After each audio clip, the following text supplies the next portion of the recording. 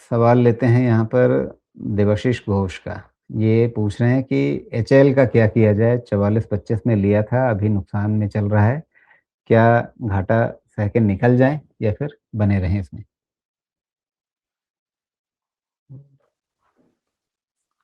देखिए, हिंदुस्तान एरोनॉटिक्स में जो सिचुएशन है वो बिल्कुल क्लियर है। आपके पास सारे जितने भी डीएमएस हैं इनसे काफ़ी नीचे है। पैटर्न को रीड करने के लिए आपके पास लोअर हाई है एंड लोअर लो भी है। तो कहीं से भी ये पॉजिटिव इंडिकेशन तो नहीं देता है। कोई बड़े स्केल पे भी कुछ वैसा नहीं दिखता है। समझ में तो यही आ रहा है कि कितना भी किया जाए तो 4300 निकले बगैर इसमें कोई और फर्दर अपसाइड तो आना मुश्किल है, बिकॉज़ एटलीस्ट एक पैटर्न तो नेगेट होना चाहिए। उसके पहले इसमें वही है कि लोअर हाई है, लोअर लो है और खतरा बना हुआ है। 4300 के ऊपर में ही आपके होप बनते हैं, शॉर्ट कवरिंग बनती है, जो मेबी 4400 से 4500 के रेंज तक की बन सकती है। उसके पहले तो वीक ही इसको रीड किया ना करना चाहिए। जी। और अगर मान लीजिए 4300 के ऊपर निकलता भी है उसके तुरंत सामने आपका 50 डे मूविंग एवरेज भी है, चलिए अगले कुछ दिनों में थोड़ा नीचे आ जाएगा, तो मोटा-मोटी वही 4300 के पास आ जाएगा। लेकिन उससे आगे जाते ही आपको फिर तुरंत 200 डे मूविंग एवरेज की बाधा मिल जाएगी, लगभग 300 पॉइंट ऊपर ही।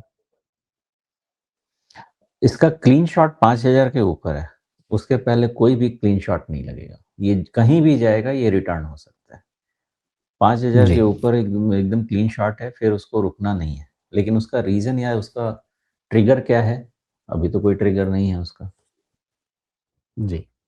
नहीं, लेकिन जब 5000 के ऊपर निकलेगा उस समय सोमेश जी कहेंगे बहुत गर्म है, अभी हाथ नहीं लगाएँगे। इसका वापस एक थ्रोबैक होना चाहिए, थोड़ा ठंडा होना चाहिए। अभी करना भी है तो ट्रेड करिए, इन्वेस्टमेंट मत करिए, वैल्यूएशन महँगा हो गया है।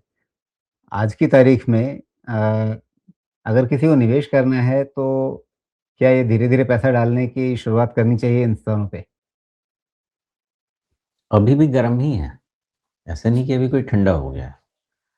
तो कोई रीज़न नहीं है कि इसको अभी गर्म नहीं माना जाए। मतलब पहले और लाल लोहा था, अभी भी इतना गर्म है कि हाथ जला देगा।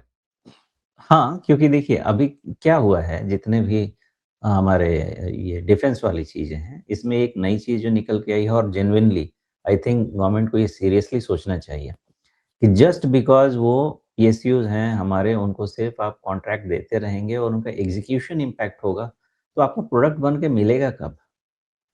तो अब पूरा का पूरा मामला आपका शिफ्ट हो गया है फ्रॉम ऑर्डर टू एग्जीक्यूशन। पहले मामला था कि आपको ऑर्डर मिलना चाहिए, तो ऑर्डर तो खूब मिल गया।